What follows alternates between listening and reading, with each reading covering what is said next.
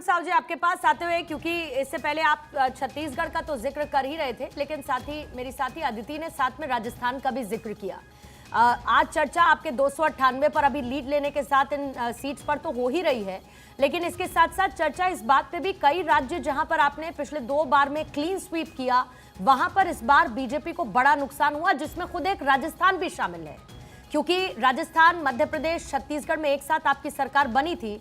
ऐसे में राजस्थान में इस डैमेज को आप कैसे देखते हैं? देखिए, अभी आधे वोटों की गिनती हुई है पूर्णिमा जी, आधे वोटों की गिनती बची है, तो थोड़ी सी प्रतीक्षा करनी पड़ेगी परिणाम के पर प्रतिक्रिया देने में।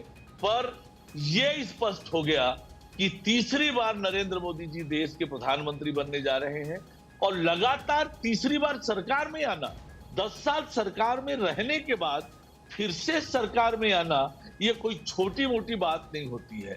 10 साल सरकार में करने के बाद तीसरी बार लगातार प्रधानमंत्री बनना, ये अपने आप में बहुत बड़ी बात है और वो होता हुआ स्पष्ट रूप से दिख रहा है। जहां तक कुछ राज्यों में हमारे अपेक्षा के अनुरूप टैली नहीं दिख रही है, और निश्चित रूप से हमें अभी उम्मीद है, अभी आधे वोटों की गिनती बची है, तो उम्मीद करते हैं कि उसमें एनडीए और भारतीय जनता पार्टी की सीटें बढ़ेगी। और जहां तक आपने राजस्थान का प्रश्न किया, मध्य प्रदेश, छत्तीसगढ़ की चर्चा की, आप हमारे बगल में उड़ीसा है। उड़ीसा में एक अकल्पनीय जीत, लोगों को कल्पना नहीं रही होगी, इस जीत हमने दर्ज की है।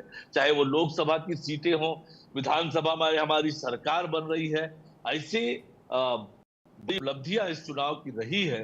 जहां तक अभी टोटल एनडीए और बीजेपी की सीटों की संख्या है, हम उम्मीद करते हैं कि ये और बढ़ने वाला है। बिल्कुल, और इसका इंतजार रहेगा। इलेक्शन कमीशन जब तक आंकड़े जारी करेगा आधिकारिक तौर पर, उस पर नजर रहेगी। अरुण साहु जी, बहुत बहुत धन्यवाद, आपने समय दिया हमसे बातचीत के लिए।